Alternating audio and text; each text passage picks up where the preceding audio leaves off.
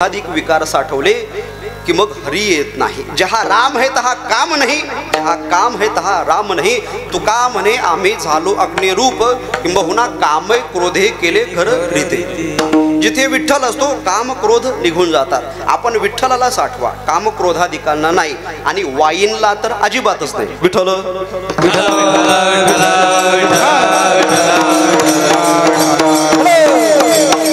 बाकी काही नाही, पण वाईनची लाईन लवकर लक्षात आली। विठ्ठल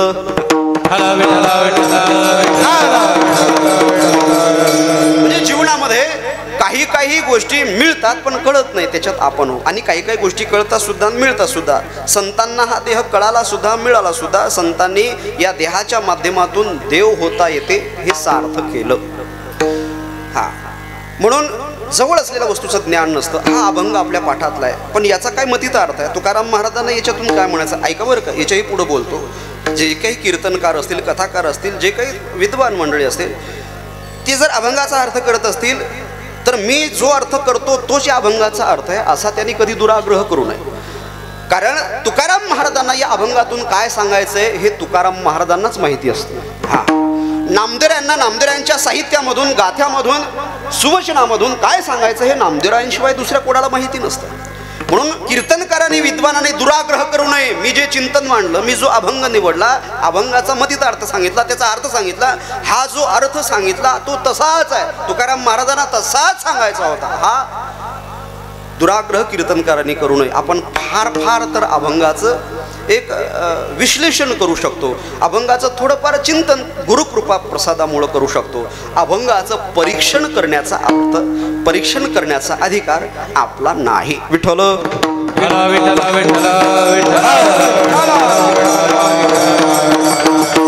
बघा, अभंग आपल्या पाठातला आहे। मला तरी असं म्हणावं असं वाटेल, बसल्यापैकी असा एकही नसेल ज्याचा हा अभंग पाठ नाही। ज्याचा हा अभंग पाठ नाही तो वारकरीच नाही। विठ्ठल या अभंगाचा मतितार्थ गुरुप्रसादामुळं, त्वत्प्रसादान मयाच्युत, हे जसे अर्जुनाचे शब्द तसे गुरुप्रसादामुळं जे मिळालं ते सांगण्याचा प्रयत्न। या अभंगाची भूमिका मांडत असताना कदाचित तुकाराम महाराजांनी पहिले 3 चरण स्थूल दृष्टीनं मांडले असावे, शेवटचं चरण सूक्ष्म दृष्टीनं मांडलेलं असावं। पहिल्या 3 चरणामध्ये तटस्थ लक्षण सांगितलेलं असावं, शेवटच्या चरणामध्ये स्वरूप लक्षण सांगितलेलं असावं। या संपूर्ण अभंगामध्ये देवाचा स्वभाव आणि देवाच्या स्वरूपाचा परिचय तुकाराम महाराजांनी करून दिलेला असावा। 3 मुद्दे बघायचे, कीर्तनाला पूर्ण विराम द्यायचा आहे। पहिला मुद्दा, पहिले 3 चरण स्थूल दृष्टीचे आहे, शेवटचं चरण सूक्ष्म दृष्टीचं आहे। स्थूल दृष्टी आणि सूक्ष्म दृष्टी म्हणजे काय? स्थूल दृष्टी म्हणजे जे दृष्टीगोचर आहेत, डोळ्याने दिसतात, आणि सूक्ष्म दृष्टी म्हणजे डोळ्याने दिसत नाही। आता पहिले 3 चरण घ्या, सुंदर ते ध्यान पासून सुरू करा ते मकर कुंडलेपर्यंत। हे सगळं आपल्याला डोळ्याने दिसतं। देवाचं रूप डोळ्याने दिसतं, देवाचा काशीचा पिंतांबर डोळ्याने दिसतो, देवाची वीट डोळ्याने दिसते, कंठातला कौस्तुभमणी देवाचा दिसतो, हे सगळं डोळ्याने दिसतं। पण मला सांगा, देवाचं सुख डोळ्याने दिसतं का? सुख दृष्टीगोचर आहे का? नाही, सुख दृष्टीगोचर नाही, कारण की ते सूक्ष्म आहे। म्हणून पहिले 3 चरण स्थूल दृष्टीचे आहेत, शेवटचं चरण सूक्ष्म दृष्टीचं आहे। आता स्थूल आणि सूक्ष्म दृष्टीचा तुम्हाला उलगडा करून सांगेल म्हणजे कळतं। गुढीपाडवा आपल्याला माहिती आहे, गुढीपाडव्याच्या दिवशी चंद्राची कोर अत्यंत सुंदर दिसते, ज्ञानोबाऱ्याने बोलावं। पाडव्याची चंद्ररेखा, पाडव्याच्या दिवसाची चंद्राची कोर तुम्ही कधीतरी बघा। आता पाडवा आला, पाडवा आल्यानंतर गुढीपाडव्याच्या दिवशी चंद्राची कोर अत्यंत सुंदर दिसते, कधीतरी पाडव्याच्या दिवशी बघा। माझ्या मित्राने मला गच्चीवर नेलं, आणि गच्चीवर नेल्यानंतर गच्ची नाही दाबली म्हणजे गच्चीवर नेलं, आणि मग गच्चीवर नेल्यानंतर मला म्हटलं, महाराज आज पाडवा आहे, गुढीपाडव्याचा दिवस आहे, एक काम करा, मी असं ऐकले ज्ञानोबाऱ्यांची ज्ञानेश्वरी मी वाचली, ज्ञानेश्वरी वाचली म्हणून मला कळालं, म्हणजे ज्ञानेश्वरी वाचल्यानंतर भरपूर कळतं, हे कळलं पाहिजे। ज्ञानेश्वरी वाचली आणि ज्ञानोबाऱ्यांनी तिच्या सांगितलं पाडव्याची चंद्ररेखा, पाडव्याच्या दिवशी चंद्राची कोर अत्यंत सुंदर दिसते, आज गुढीपाडवा आहे, एक काम करा, मी तुम्हाला चंद्राची कोर दाखवतो, चंद्र दाखवतो पाडव्याच्या दिवशीचा, तोच चंद्र तुम्ही पहा, अत्यंत सुंदर आहे। याच्या अगोदर तुम्हाला 364 दिवस बघायला मिळाला नाही, आज पाडव्याचा दिवस आहे, आज चंद्राची कोर तुम्हाला दाखवतो, बघा। मी म्हटलं दाखव मला। त्यांनी मला चंद्राची कोर दाखवली, पण मला दिसली नाही। मी म्हटलं दादा दिसली नाही रे। मग त्यांनी मला झाड दाखवलं आणि म्हटलं महाराज एक काम करा, झाडाच्या सरळ बघा, तुम्हाला चंद्राची कोर दिसेल। मी म्हटलं दिसली नाही दादा। मग त्यांनी मला फांदी दाखवली, आणि मला म्हटलं, महाराज या फांदीच्या सरळ बघितलं की तुम्हाला चंद्राची कोर दिसेल. मी म्हटलं तरी दिसली नाही. मग त्यांनी मला फांदीला लागलेलं पान दाखवलं आणि मला म्हटलं या पानाच्या सरळ बघितलं की तुम्हाला चंद्राची कोर दिसेल. मी म्हटलं हा हा हा हा दिसली दिसली दिसली. दिसला ग नाही हा, दिसली हा चंद्राची कोर. आणि मग चंद्राची कोर दिसल्यानंतर मला आनंद झाला. आता माझ्या प्रश्नाचं उत्तर द्या. त्याला मला काय दाखवायचं होतं? चंद्राची कोर. पण त्याला आधी काय दाखवायचं काम पडलं? झाड. कारण की एकदम चंद्राच्या कोरीचं मला दर्शन झालं नाही. आधी झाड दाखवलं, नंतर फांदी दाखवली, नंतर पान दाखवलं आणि नंतरच त्या चंद्राच्या कोरीचं दर्शन झालं. अभंगही तसाच आहे. आपल्याला देवाचं स्वरूप दृष्टिगोचर नाही, तेही आपलं स्वरूप आहे. हा, देवाचं सुख आणि आपलं सुख आहे वेगळं आहे, पण ते आपल्याला दृष्टिगोचर नाही म्हणून ते सूक्ष्म दृष्टीनं शेवटच्या चरणात सांगितलं. आणि पहिले 3 चरण झाड, फांदी आणि पान. विठ्ठल विठ्ठल विठ्ठल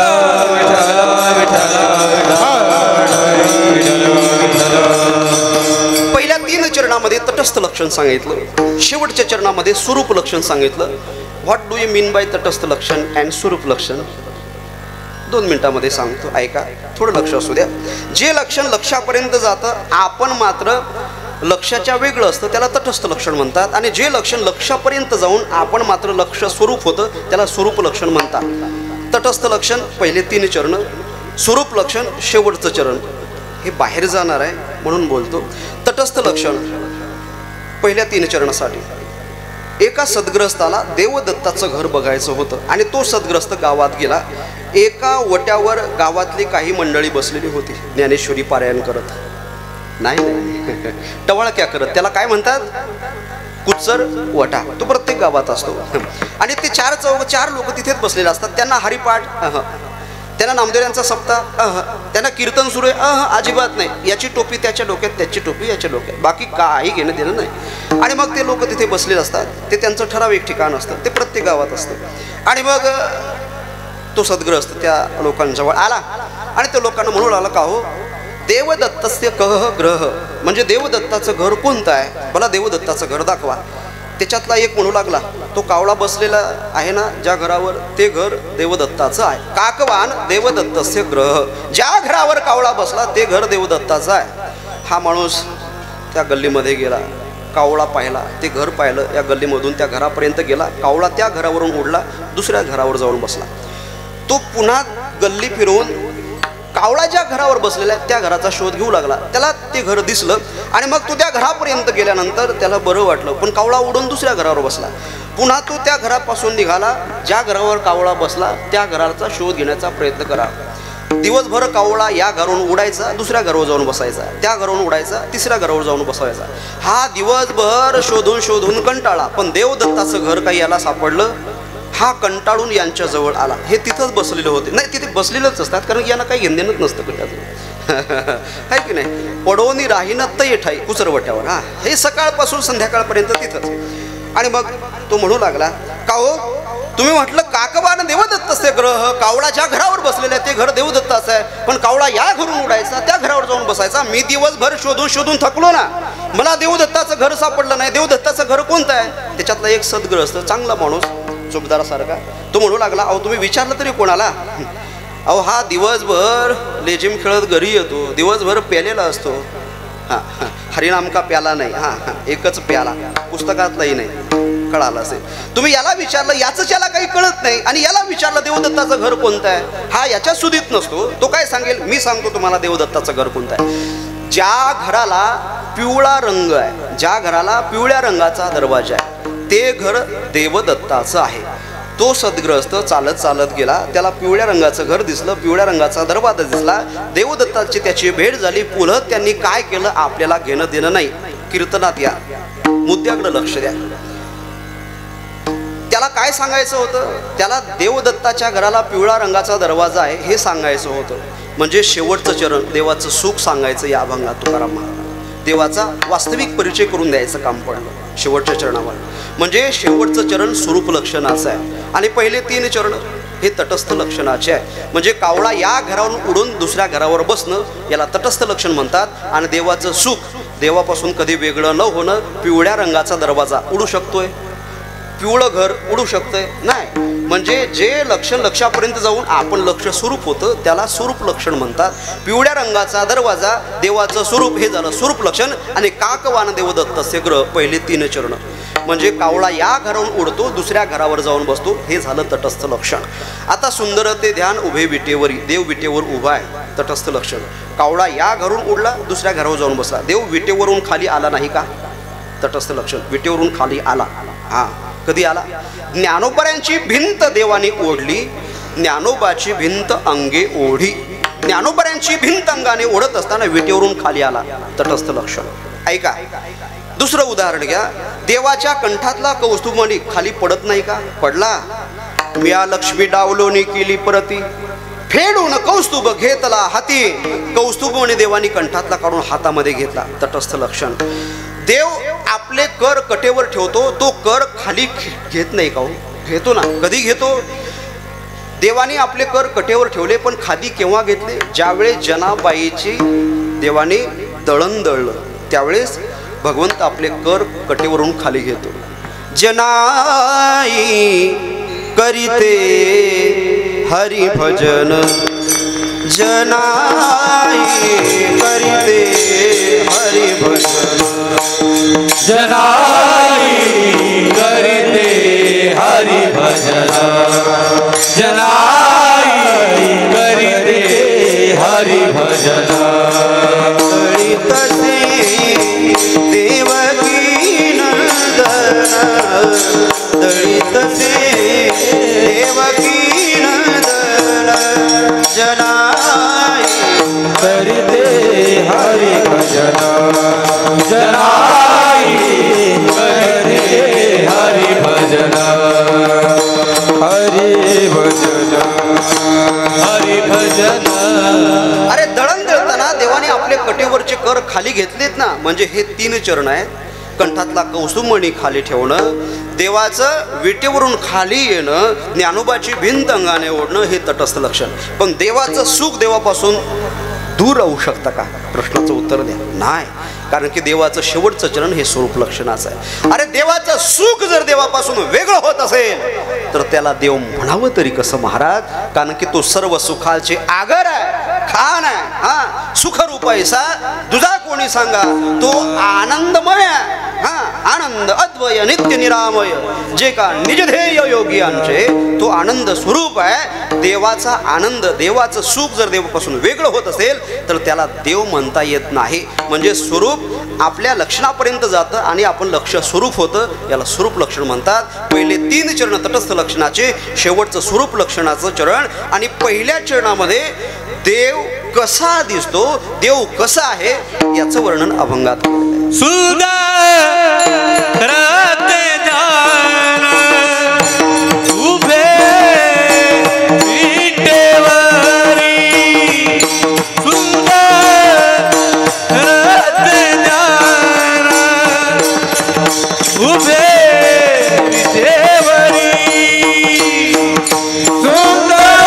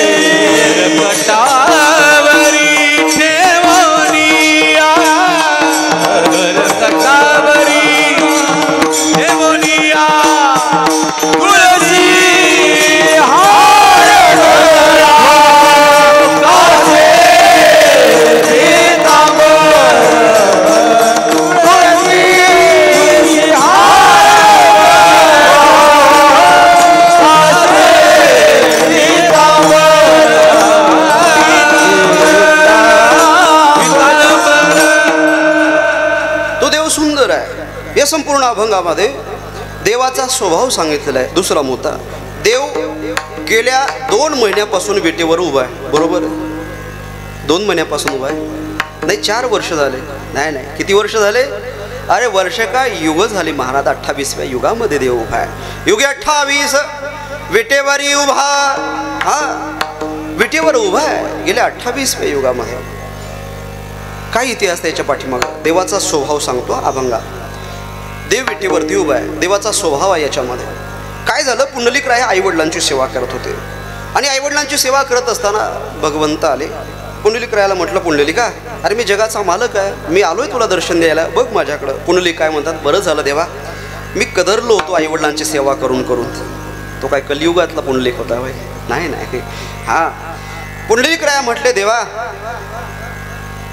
हे बघा, मी आईवडिलांची सेवा करतोय, सेवेपासून निवृत्त झालो तर तुमच्याकडं बघेल, उभं राहायचं तर राहा, नाहीतर निघून जा. हे घ्या वीट, ह्याच्यावर उभं राहा. ऐसा कैसा रे तू थीट, मागे भिरकाविले वीट. हा, अरे तू जगाचा मालक असेल, काही घेणं देणं नाहीये. करतुम अकर्तुम अन्यथा करतुम, शक्ती संपन्न असेल, मला काही घेणं देणं नाही. आईवडिलांची सेवा करतोय, उभं राहायचं तर राहा, नाहीतर खुशाल निघून जा. हे घे वीट. हा, का रे पुंड्या मातलासी, संतांनी मातला असं म्हटलंय. अरे देवाचा अपमान केला पुंडलिकरायाने. ऐका, काय गोष्ट आहे, भगवंताचा, जगाच्या मालकाचा अपमान झाला, वीट फेकून दिली. आदरानं ठेवणं वेगळं, देवा याच्यावर उभं राहा. नाही, याच्यावर उभं राहायचं तर राहा, नाही तर निघून जा, आई वडिलांची सेवा करतोय. मागे भिरकाविली शब्दाकडे लक्ष द्या. वीट फेकून देणं वेगळं, आदरानं ठेवणं वेगळं. हा, देवाचा अपमान केला. तुमच्या घरी मुलीला बघायला पाहुणे आले, तुम्ही पाहुणे मंडळीला पंचपक्वानांचा स्वयंपाक केला आणि मग स्वयंपाक केल्यानंतर ताटं वाढले, ताटामध्ये तुम्ही पदार्थ वाढले, गुलाबजाम वाढले, रसगुल्ले वाढले, पुरी, पेढा, बर्फी. आता तोंडाला पाणी सुटू देऊ नका, फक्त सांगतोय मी. हा, आता हे सगळे पदार्थ वाढताना तुम्ही पाहुण्याला म्हटलं, घ्या खा पोटभर, तुमच्या बापाने कधी पाहिलेच नव्हते याच्या अगोदर, खा. काय होईल? अपमान होईल की नाही? पाहुणे मुलीची सोयरी करतील का? होईल का मुलीची सोयरी? नाही, निघून जातील. म्हणजे पाहुण्याला आदरानं वाढणं वेगळं आणि पाहुण्याचा अपमान करणं वेगळं. देवाचा अपमान केला अभंगामध्ये. हा, कारे पुंडल मातला, म्हणून तर म्हटले पुंडलिकाला, मागे भिरकावली फेकून दिले. राहायचं तर राहा, नाही तर निघून जा. देवाचा अपमान केला. पण देव भक्त लढीवाळ आहे. हा, भक्त वत्सल आहे, दीन वत्सल आहे. भक्तांनी केलेला अपमान सुद्धा या अभंगामध्ये देवानी सहन केला महाराज. अरे यात काय नवल आहे? जनाबाई तर देवाला शिव्या देते. अरे विठ्या, मूळ मायेच्या कारट्या, तुझी रांडरंडकी झाली, जन्म सावित्री चुडाली आली, उभी राहुनी अंगणी, शिव्या देत असे दासी जनी. जनाबाई शिव्या देत देवाला. हा, तरी सुद्धा देव भक्तांनी केलेला अपमान सुद्धा सहन करतात. म्हणजे या अभंगामध्ये देवाचा स्वभाव सांगितलेला आहे. फक्त आपल्याला एकच काम करायचंय, तो कृपा वत्सल आहे, दीन वत्सल आहे, आपल्याला त्याच्या जवळ जावं लागल. तो कसा आहे? तो लेकूर वाळा आहे. विठू माझा लेकूर वाळा, विठू माझा लेकूर वाळा, विठू माझा लेकूर वाळा, विठू माझा लेकूर वाळा. संगी गोपाळाचा वेळा, संगी गोपाळाचा वेळा, विठू माझा लेकूर वाळा, विठू माझा लेकूर वाळा, लेकूर वाळा, लेकूर वाळा. तो कटेवर कर ठेवून उभा आहे आणि त्यांनी सांगितलेले, प्रमाणम भवाब्देहे इदम मामकानाम, मामकानाम भवाब्देहे प्रमाणम इदम. माझ्या भक्तांकरता भवनदीचं पाणी कमरे एवढंच आहे, तुम्ही फक्त माझ्याकडे चालत चालत या, मी भवनदीच्या पहिलं तुम्हाला नेतो. हा, त्याचे पायी घाला मिठी, मोल नेघे जगजे, भावा एकासाठी खांदा वाही आपुला. फक्त आपल्याला त्याच्यापर्यंत जावं लागतं आणि म्हणावं लागतं, श्यामा तू मेरी नैया उस पार लगा देना, कान्हा तू मेरी नैया उस पार लगा देना. अब तक तो निभाई है, अब तक तो निभाई है, आगे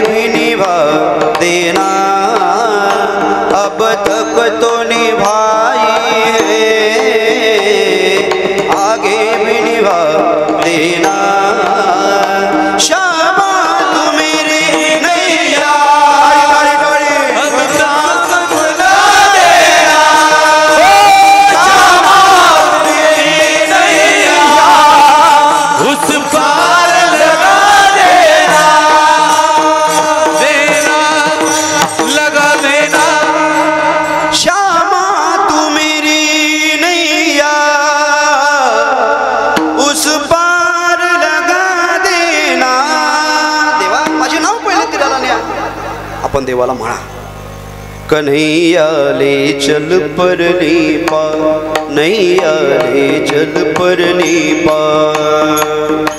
जहाँ विराजे राधा रानी, जहाँ विराजे राधा रानी, अलबेली सरकार। नैया ले चल परली पार, नैया ले चल परली पार, नैया ले चल परली पार।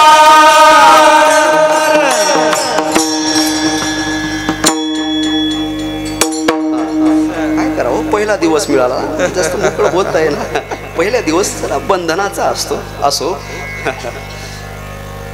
देवाला फक्त एक विनंती करायची, माझे नाव पहिलं तिराला लिहा, प्रभुजी प्रभुजी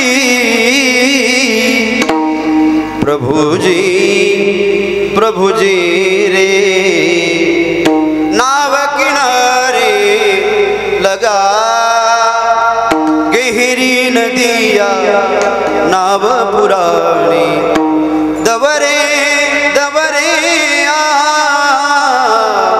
प्रभुजी नाव किनारे लगा। माझे नाव पहिले तिला देवाचा स्वभाव आहे, देव भक्ताला खांद्यावर घेतो महाराज। या अभंगात देवाचा स्वभाव सांगितला, हा देवाचे गुण सांगितले, देवाचे गुण कसे आहेत आणि देवाचा स्वभाव आणि गुण सांगितल्यामुळं या अभंगामध्ये देवाला सुंदर म्हटलं। हा देवाचं रूप चांगलं आहे म्हणून सुंदर शब्द आहे, देवाचे गुण चांगले आहेत म्हणून सुंदर शब्द आहे। आयुर्वेद अंतर्गत एक सौंदर्य चिकित्सा शास्त्र आहे, त्याच्यामध्ये असं सांगितलेलं आहे सुंदर कोणाला म्हणतात, ज्याचा स्वभाव चांगला आहे किंबहुना ज्याचं रूप चांगलं आहे, ज्याचे गुण चांगले आहेत त्याला सुंदर म्हणतात। आता लक्ष देऊ नये का, देवाला सुंदर शब्द वापरला पण सुंदर कोण असतो, लक्ष देऊ नये का, जो एक तर रूपानं चांगला आहे दिसायला त्याला सुंदर म्हणतात, जर रूपानं नसला वाणानं नाही म्हणतात ना, सून वाणानं नाही बेचारी चातुमाचाच पाठवते हे की नाही, म्हणजे काळजी करत सेवा करत नाही।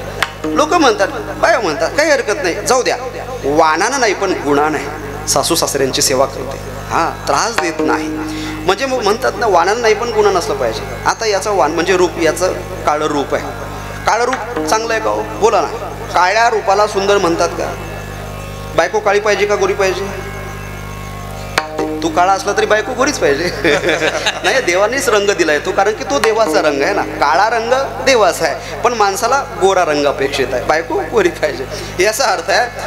काळ्या रंगाला सुंदर म्हणतात का, बोला नाही, पण देवाचा रंग कसा आहे, ठाईचाची काळा, अनादि बहु काळा। कोणी आयुर्वेद शास्त्र आहे, सौंदर्य चिकित्सा शास्त्र आहे, त्याच्यामध्ये गोऱ्या रंगाला सुंदर म्हटलं, पण इथे देव काळा आहे तरी सुंदर शब्द म्हटलं।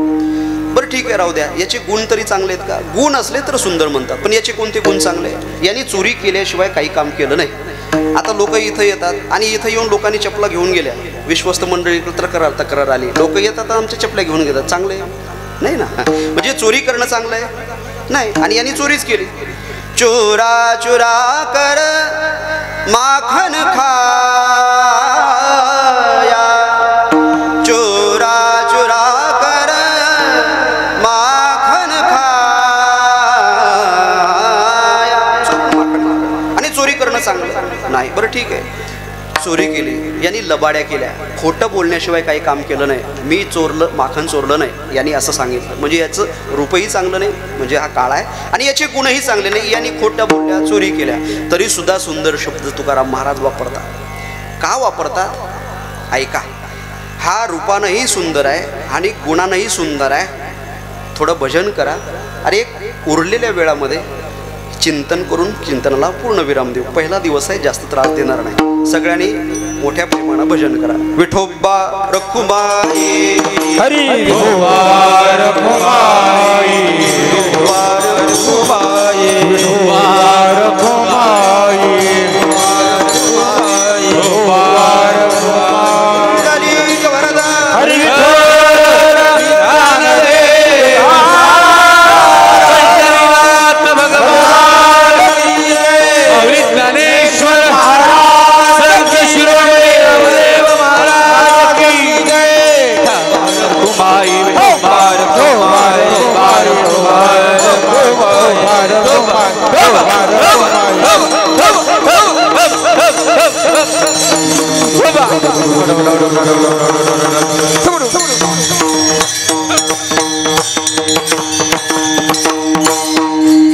याचं रूप काळ आहे, याचे गुण चांगले नाहीत म्हणून हा सुंदर नाही, हे शास्त्रीय दृष्टिकोनातून सिद्ध झालं, पण भक्ताच्या दृष्टिकोनातून नाही.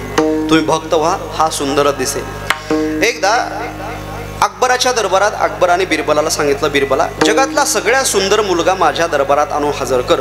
बिरबल एका झोपडपट्टीत गेला आणि झोपडपट्टीतला काळाकुट्ट मुलगा बिरबलाने अकबरापुढं आणला, ज्याच्या नागपुड्यातून गंगा यमुना वाहत होत्या, ज्याच्याकडे पाहिलं की किळसवाणं वाटलं, ज्याच्याकडे बघितलं की माणसाला जीव वाटणार नाही, इतका घाण मुलगा, त्याच्या शरीराचा दुर्गंध सुटला होता. असा घाण मुलगा बिरबलाने अकबराच्या दरबारात आणून हजर केला. अकबराने डोक्याला हात लावला, बिरबला मी तुला हुशार समजलं होतं, अरे हा काय मुलगा माझ्या पुढे आणून हजर केला, याच्याकडे पाहिलं तर जीव वाटणार नाही. बिरबल म्हणू लागला, महाराज अकबरजी, जगात सगळ्यात चांगला मुलगा जर कोणता असेल तर हाच आहे. तुम्ही याच्या आईला जाऊन विचारा. याची आई म्हणेल माझा आहे ना, माझा तो बाब्या, दुसऱ्याचं ते कार्ट. देव माझा आहे या दृष्टिकोनातून बघितला, काळा जरी असला तरी तो सुंदरच दिसून महाराज. देव फक्त माझा आहे असं म्हणा. दृष्टी बदला, सृष्टी बदलते. जशी दृष्टी तशी सृष्टी असते.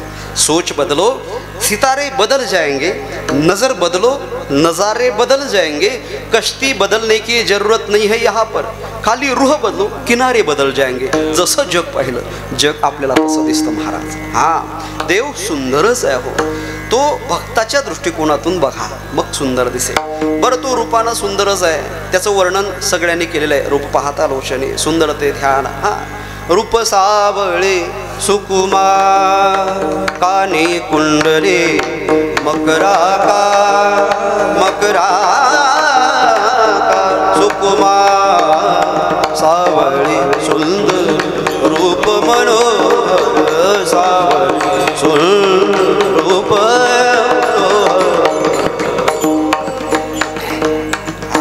तो रूपानं सुंदर आहे. किती सुंदर आहे रूपानं.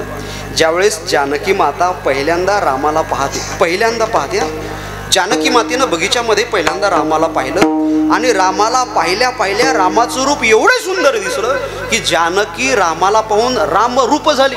तिला भानच राहिलं नाही. रामाला पाहिलं रामरूप झाली. हा वर्णन केलं एका ठिकाणी. देखी रूप, रूप पाहिलं, देखी रूप लोचन ललचानी, हरखे जनु निज निधि पेचानी, हरखे जनु निज निधि पेचानी. राम सिया में, सिया राम में, राम सिया में, सिया राम में, एक ही रूप लखाय, एक दूजे को देखत मनन अधाय, एक दूजे को निरखत मनन अधाय.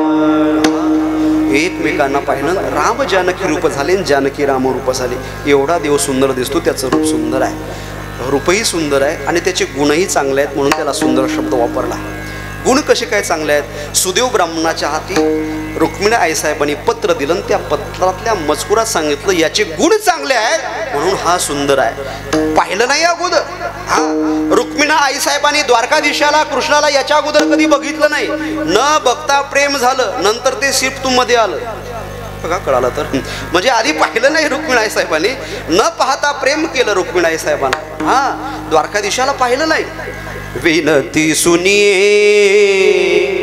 नाथ हमारी, विनती सुनिए नाथ हमारी.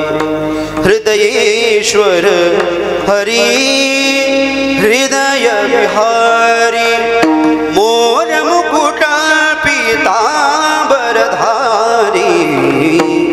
विनती सुनिए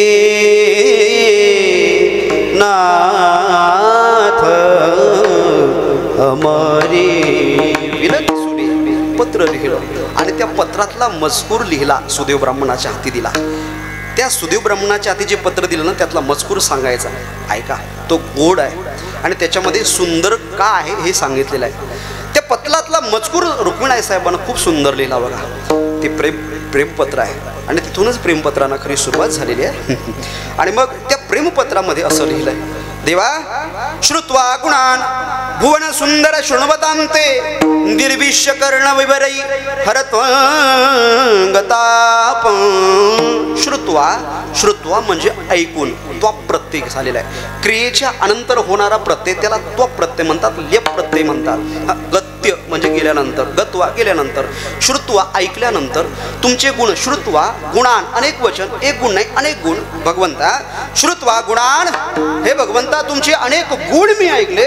तुमचे गुण ऐकून काय झालं, तिथे सुंदर शब्द वापरला. भुवना सुंदर, इथे सुंदर शब्द आहे रुक्मिणी साहेबाचा.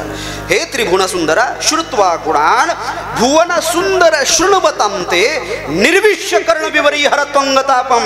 तुमचे गुण ऐकून निर्विश्य कर्ण विवरी माझे कान तृप्त झाले. आध्यात्मिक, आदिभौतिक, आदिदैविक हे तीनही ताप नष्ट झाले. म्हणजे देवाचे गुण चांगले असल्यामुळं देवाला सुंदर शब्द तिथे रुक्मिणी साहेबांनी वापरला. तेच भागवतातलं घेतलं आणि सुंदर शब्द या अभंगामध्ये तुकाराम महाराजांनी वापरला. म्हणून देव सुंदर आहे. विठ्ठल विठ्ठल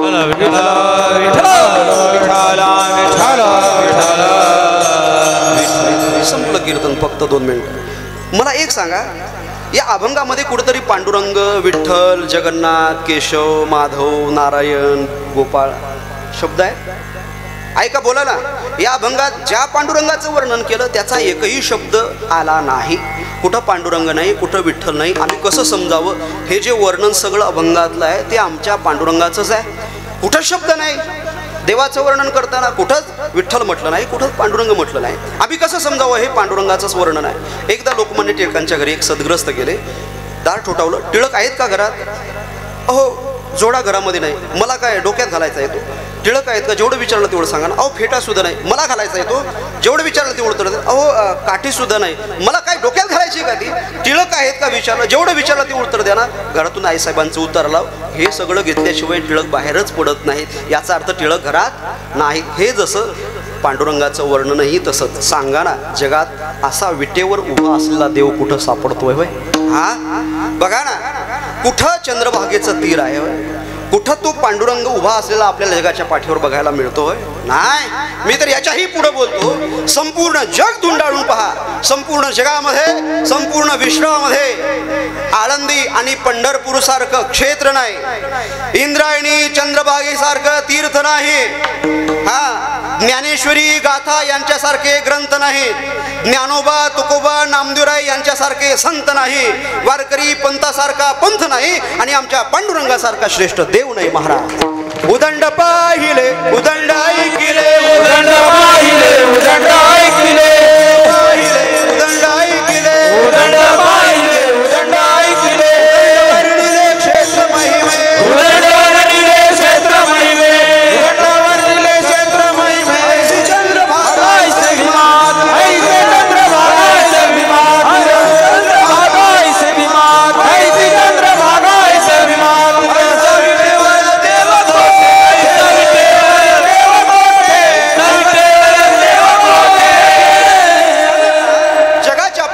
विटेवर उभा असलेला जो 28 युग झाले कुठंच शोधून सापडणार आहे? कुठंच नाही. म्हणजे हे जे सगळं वर्णन आहे अभंगातलं, देवाचं नाव जरी तुकाराम महाराजांनी या अभंगात घेतलं नाही तर हे सगळं वर्णन माझ्या पांडुरंगाशिवाय दुसऱ्या कोणाचंच नाही महाराज. अजून सांगू, देवाचं तुम्ही नाव घेतलं नाही असं म्हणताय महाराज, पण तुम्ही चुकले. कारण की सुंदर, ऐका ऐका, झालं संपलं आता. सुंदर हेच देवाचं एक नाव आहे. डिस्टर्ब झाले, कन्फ्यूज झाले? बघा, विष्णू सहस्रनाम काढा. आता जे विष्णू सहस्रनाम वाचतात त्यांना माहिती आहे, देवाची 1000 नावं विष्णू सहस्रनामामध्ये आहे. तुम्ही सकाळी घरी उठल्यानंतर, आंघोळ केल्यानंतर यूट्यूब आहे, सदुपयोग करा. उठल्याबरोबर विष्णू सहस्रनाम यूट्यूबवर लावा.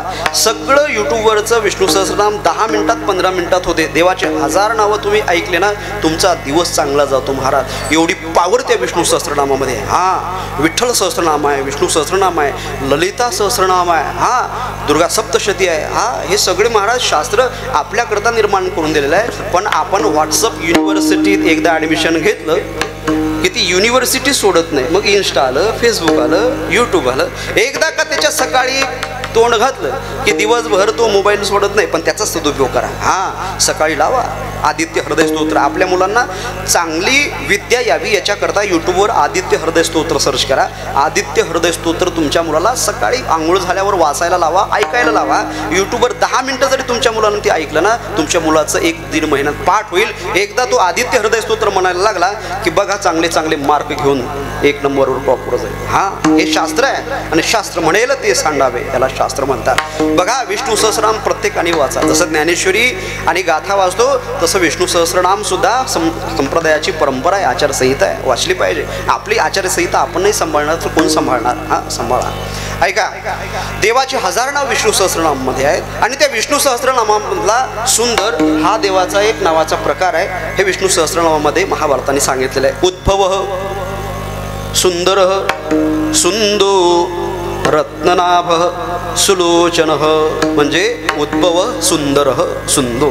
सुंदर हाच देवाचं एक नाव आहे. मग सुंदर हे जर देवाचं नाव असेल तर तुम्ही कसं म्हणता की या सगळ्या अभंगात देवाचं तुकाराम महाराजांनी नाव घेतलं नाही? चुकले. सुंदर हेच देवाचं एक नाव आहे. म्हणजे हा अभंग एवढा सुंदर आहे. आपण रोज सुंदर ते ध्यान म्हणतो. रोज कीर्तनाची सुरुवात सुंदर शब्दाने होते. आपला हा सप्ताह खरंच खूप सुंदर आहे. मला असं सुंदर वातावरण मिळालं आहे. गायक वादक आहेत. आमचं चॅनलही खूप सुंदर आहे बरं का. सबस्क्राईब करा, लाईक करा, शेअर करा चॅनलला. काष्टे महाराजांचं चॅनल आहे. हां स्वर गुंजन वारकरी नुसतं नाव टाका, महाराज तुम्हाला मोठ्या मोठ्या कीर्तनकारांची कीर्तन त्याच्यावर ऐकायला मिळतं. हां सुंदर आहे, सुंदर सिस्टीम आहे, सुंदर मृदंगाचार्य आहे, सुंदर टाळकरी आहे.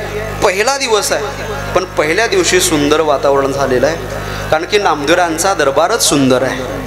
आणि या सुंदर दरबारामध्ये सुंदररित्या सुंदर शब्दावर सुंदर प्रमाणे सुंदर बोलण्याचा सुंदर प्रयत्न केला. सुंदररित्या आपण संपूयात. ज्ञानेश्वर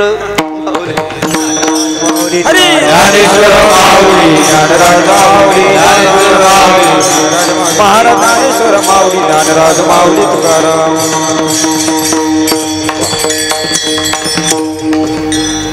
अभंगाला सुरुवातच आत्ता झाली सुंदर शब्दाला. संपूर्ण अभंग तर अजून खूप बाकी आहे. म्हणजे संत वाङ्मय किती विशाल आहे याचा अंदाज आपल्याला देवाच्या सुंदर शब्दावर आपल्याला इथपर्यंत येता आलं. असो, संपूर्ण ही सेवा नामदेवरायांच्या चरणारविंदी समर्पित करायची आहे. नामदेवरायांच्या दरबारामध्ये हा सोहळा अत्यंत भव्य दिव्य प्रमाणात आहे. आपल्या सर्वांच्या सहकार्यानं सगळ्या विश्वस्त मंडळीच्या या परिसरातल्या वारकऱ्यांच्या निष्ठावंतांच्या कीर्तनकार गायक वादक कलाकारांच्या सर्वांच्या सहकार्यानं पंढरपूर साक्षात क्षेत्रामध्ये आज नामदेवरायांची जागा निर्माण होत आहे. ही खूप मोठी आनंदाची गोष्ट आहे. अशीच प्रगती आपली होत आहे. कारण की या विश्वस्त मंडळींनी एवढं मोठं काम केलेलं आहे नामदेवरायांचं. म्हणून नामदेवरायांनी यांना निवडलं. विचार करा, नामदेवरायांनी या विश्वस्त मंडळीला निवडलं. याचा अर्थ यांच्यावर नामदेवरायांची कृपा आहे आणि त्याची कृपा असल्याशिवाय हे एवढं सुंदर वातावरण निर्माण होऊ शकत नाही. याच्यासाठी कुठेतरी पुण्य पाहिजे, याच्यासाठी कृपा पाहिजे. प्रत्येकाला हे काम करण्याचा अधिकार नामदेवरायांनी का दिला नसेल? कारण की नामदेवरायांनी निवड केली. संप्रदायाने, तुकोबारायांनी, ज्ञानोबारायांनी आमची निवड केली. हा नाहीतर आम्ही गाई वळले असते, आम्ही ढोरं वळले असते, आम्ही काहीही केलं असतं. पण नामदेवरायांनी, ज्ञानोबारायांनी, तुकोबारायांनी आमची निवड केली. याचा अर्थ आमचं काहीतरी भाग्य असेल. या सर्वांची निवड नामदेवरायांनी केली. याचा अर्थ यांचं काहीतरी भाग्य आहे, काहीतरी जन्माचं पुण्य आहे. म्हणून यांच्या माध्यमातून हे कार्य होत आहे. आणि आपण सुद्धा या परिसरामध्ये जन्म घेतलेला आहे. कदाचित नामदेवराय त्या काळामध्ये या जन्मभूमीच्या परिसरामध्ये राहिले, इथून वाढले राहिले. नामा म्हणे केशवराजा केला नेम चालवे माझा. केशवराजाला नैवेद्य नामदेवराय देत होते. नामदेवरायांचा हा सगळा परिसर आहे. त्या काळात नामदेवराय या जन्मभूमीमध्ये राहिले असतील, खेळले असतील, बागडले असतील आणि त्यांची धूळ त्या काळातली कदाचित आपल्या अंगावर उडत असेल, बसत असेल, आपली शरीर कांती पवित्र होत असेल. असे पुण्य पवित्र तीर्थक्षेत्र कयाधूम आता आपल्या जवळ आहे. या क्षेत्रावर आपला जन्म आहे. अत्यंत भाग्यवान तुम्ही मंडळी आहात. अशीच नामदेवरायांची तुम्ही सेवा करत चला. आणि त्या योगानं तुमच्या रमेश महाराजांच्या माध्यमातून ही सुंदर सेवा आज माझं भाग्य उदय आलं महाराज. अनंत जन्माचे उपकार नामदेवरायांची कृपा आहे महाराज, त्याच्याशिवाय हे शक्य नाही. आणि साथ आमच्या रमेश महाराजांचे आहे.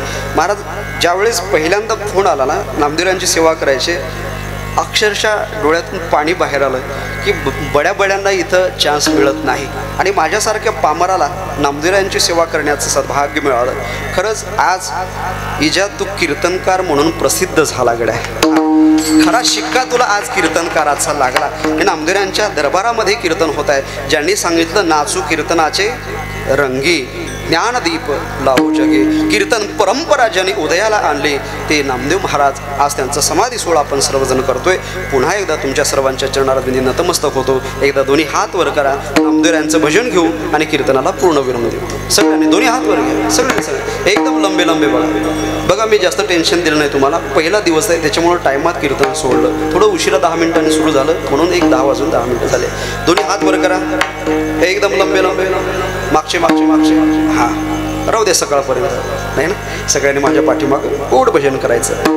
नामदेव जनाबाई, नामदेव जनाबाई, नामदेव जनाबाई, नामदेव जनाबाई,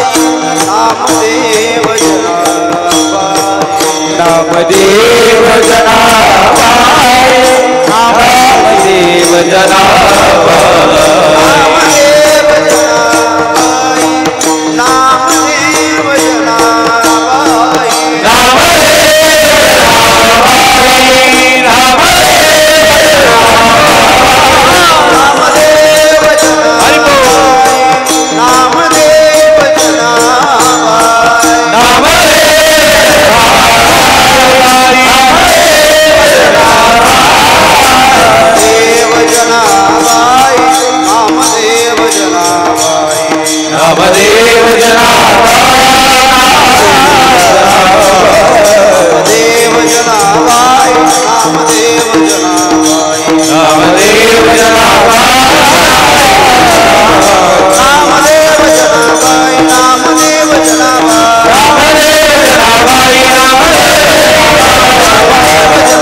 नामदेव जनाबाई, नामदेव जनाबाई,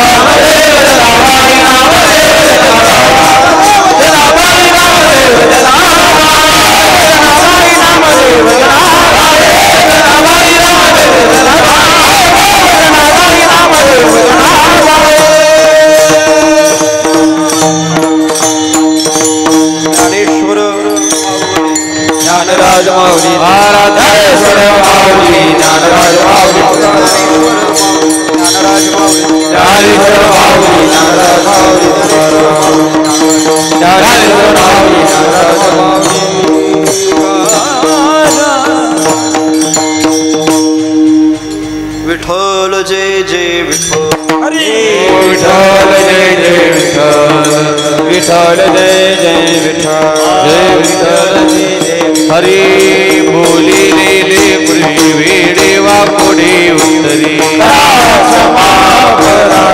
महाराज तुम्ही नाही उच्चारिला अधिकार व्यापुला.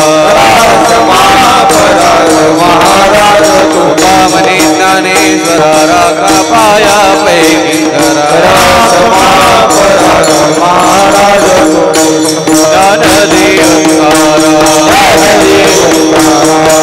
झाले समाधान तेरे केले चरण. उठावे म्हणा येत नाही नारायण, वाडी पापन येते सा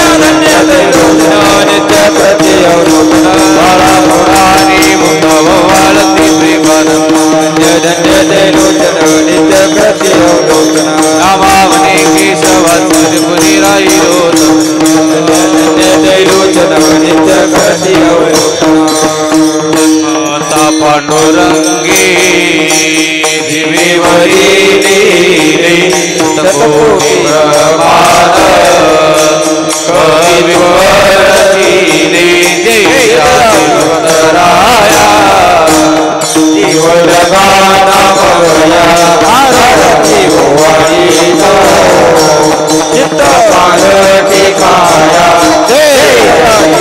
राया भावयावती सुखी पांडुरंगी अवतार करुणे आते समीचे केला जगाचा उतार जय जयाजी भक्तराया जीवन गानामया आरती वाणीता चित्त पालटी काया जय जयाजी भक्तराया प्रत्यक्ष प्रचिती हे वाळवंट पैस केले हरपले विषमता द्वैत बुद्धी रसली जयाजी भक्तराया जीवन गानामया आरती वाणीता चित्त पालटी काया जयाजी भक्तराया हरी समाधी माधुरी श्री विठ्ठल चरणी आरती वाणीतो हरी साखर जोडोनी जयाजी भक्तराया जीवन गानामया आरती वाणीतो चित्त पालटी काया जयाजी भक्तराया भारती ज्ञान राजा महाकैवल तेजा सविती साध संत मनवेतीला माझा ज्ञान राजा लोपरी ज्ञान जगी ज्ञानादि कोणी अवतार पांडुरंगा ज्ञानी आरती ज्ञान राजा प्रगट उयवले विश्व ब्रह्माची केले राम जनार्दनी पायी मंडल ठेवले आरती ज्ञान राजा कैवल तेजा सविती साधु संत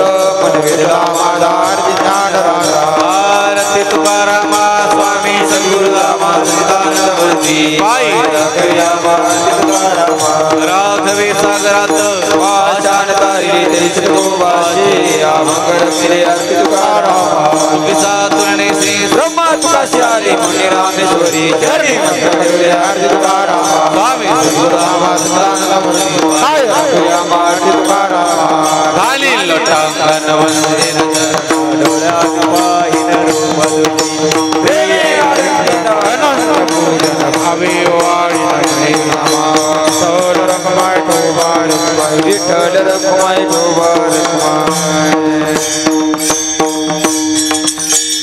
हीच व्हावी माझी आस जन्मोजन्मी तुझा दास पंढरीचा वारकरी वारीच गुण दे हरी संगे सर्व काळ अखंड प्रेमा पंढरीचा वारकरी वारीच गुण दे हरी चंद्रभागे स्नान तुका मागे पंढरीचा वारकरी वारीच गुण दे हरी अकल्प आयुष्य व्हावे तया कुळा माझी आस सगळा हरीच्या कल्पनेची बाधा नो कवने हे संत मंडळी सुखी अहंकाराचा वारा न लागो राज माझ्या विश्वदाचा नामा म्हणे तया सावे कल्याण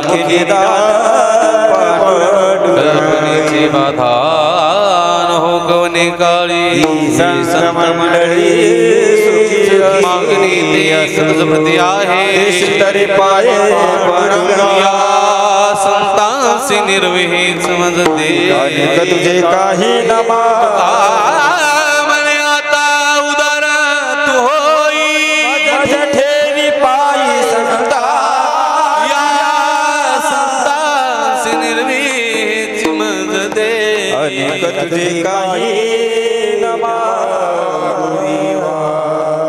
धन्यवाद महाराज. संत शिरोमणी नामदेव महाराजांच्या 674व्या समाधी सोहळ्यानिमित्त या ठिकाणी चालत असलेला अखंड हरिनाम सप्ताह आणि या सप्ताहामध्ये आजची प्रथम दिवसाची कीर्तन रूपी सेवा आमचे परम मित्र